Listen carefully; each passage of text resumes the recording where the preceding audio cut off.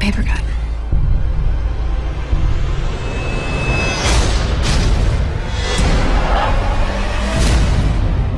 What happened with Jasper was nothing.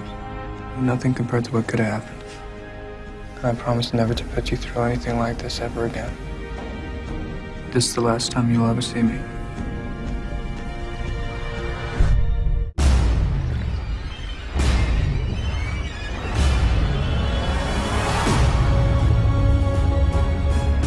It's time.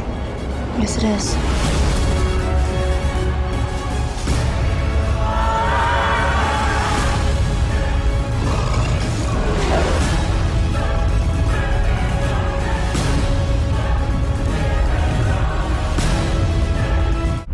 If you kill her, you kill me.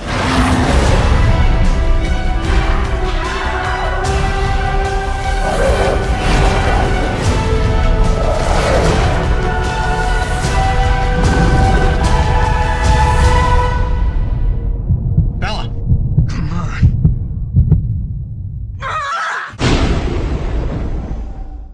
Hi guys, welcome back to the Cinema Couch. Today we'll be doing our Twilight special and the people who love it. Okay, we are joined by some very special guests. We have Caitlin and Sherry. These two Hello. love Twilight. Teresa, who's never seen Twilight. Me, who is very neutral. Dana doesn't care for Doesn't care Twilight for it. so very much. So- I'm very interested in hearing what these girls find appealing in the exactly. Twilight. So we're gonna get movie everybody's series. point of view. Twilight, the saga. How many movies are there now? 5. It is a popular franchise. Yes. It's doing it did very well. It's Yes, it over, does right? very well. Oh, it was the last It's one. over.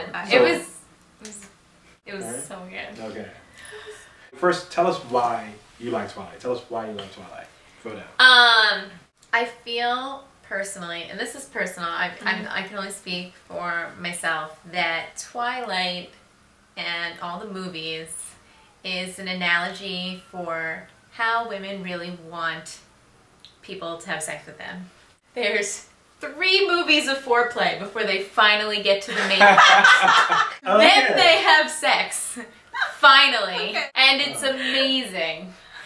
And then she gets to sleep for a week. She then wakes up again, and then they have epic vampire sex that's like the most orgasmic, crazy, like euphoric experience. I'd like to have sex like Physically, that. and no, vampires don't ever get tired. They don't get hungry. They don't need to, like, they don't have to go to the bathroom. So they can just keep going until like they actually have like an obligation to be somewhere. And they'll go on and on and on. They break beds. There was sex on the beach. Every fantasy you could have. And there's no like, oh, I'm getting sore, let's take a break.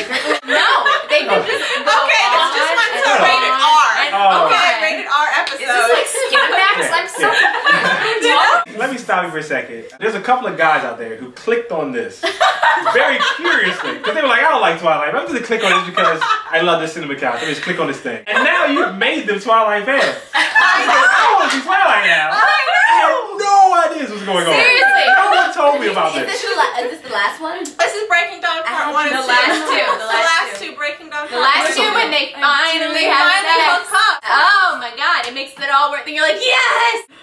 Did they sparkle when they have sex? Oh my. The main star is Kristen Kristen Stewart. Stewart. Is her name Dawn in the movie? No.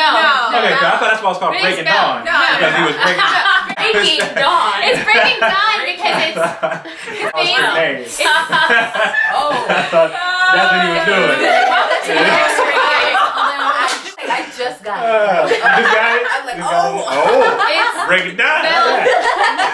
But if there's not a porn already in existence called Breaking Dawn, there certainly will be now. There will be that. Couch After Dark. Yes, yes. I actually Love it. love Twilight. I know what you're talking about, that playful thing. They keep playing around, kissing a little bit. Get in there. That's why I was just like, ugh. That leg hike in the third movie when they're on the bed and like right before he proposes to her and then does that long line about like drinking like iced tea on the porch on the porch or whatever, and they're going at it on that bed, like they're starting to undress, and he's like, and then they stop. Yeah. I want to be married to you first. Oh God! Oh wow. Well, I will say, It's like lady. I do love Robert Pattinson and the sense of chivalry and that old sense of like He treats her like a courting, lady. like a lady, like when a lady was a lady and a man was a man, and the men courted the women and they treated them, you know, with respect. They opened the door for you, you know, and I think that's kind of lost. They watch you while you sleep. Does he watch her watch you? I've heard about this. Yeah, It does sound a bit creepy to me. I think it's creepy, but he loves her,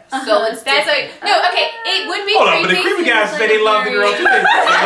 He loves him too. So But, okay, So why not just knock on the door? But it's also not creepy because He's protecting her. She's protecting her. She's being hunted by like other vampires up to that But point. this whole like protective thing is part of what But he bothers me was about just the watching Twilight her. series. What do you mean? It seems like her whole world revolves around this vampire, and the most important thing in her entire life is this relationship. And I feel like that's a really dangerous message to No, get. it isn't, because it to me, Twilight is sort of like a modern day sci-fi fantasy Romeo and Juliet version. What will you do for love?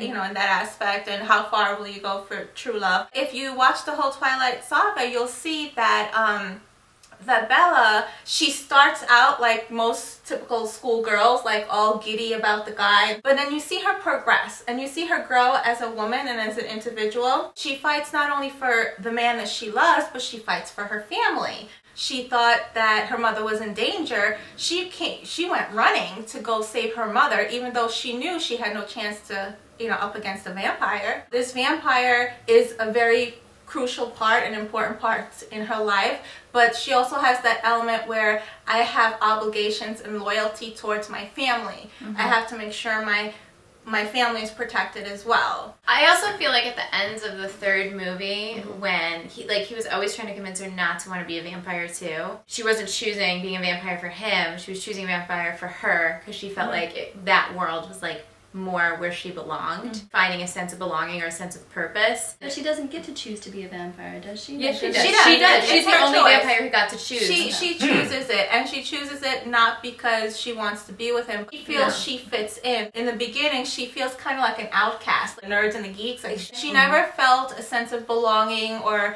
you know, that she ever fit in. She was always kind of like awkward, Awkward, stumbling all over the place. That's when she was really close to She was Jake. stumbling. Jacob, yeah. Jacob, She Jacob the developed a close Yes. friendship with Jacob. Okay, so But then also at the end of the very last movie, she saved them all. Right. Like it was her power of like being what they call a shield is what like so after like everyone Didn't she get that thinking through her pregnancy though? no, she was always a shield. Okay. Just when she became a vampire, she was able to control it. Edward first fell in love with her. It's because the only person he ever met that he couldn't read their mind. They find out later when all these other vampires from all over the world said, oh, you can't read her mind because she's a shield. And they're like, what's that?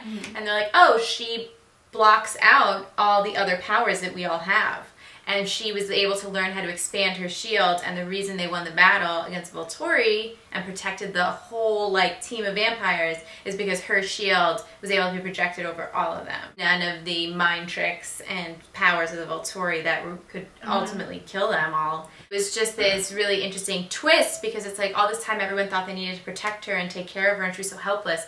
But it all turned out that she was stronger than all of them. Like, oh. But it was inner strength that she had to discover on her Yeah, own. And so the Twilight's, you know, in terms of Bella, it's a journey of self-discovery and discovering who you are as an individual and finding where you fit in this world.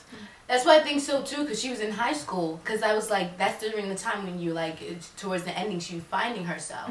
She didn't know where she wanted to be. That's what she's like, I feel like I fit in being a vampire.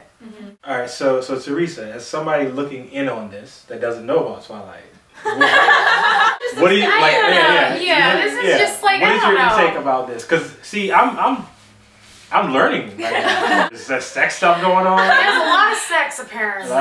And but there seems to be a message that they're sending to like women about.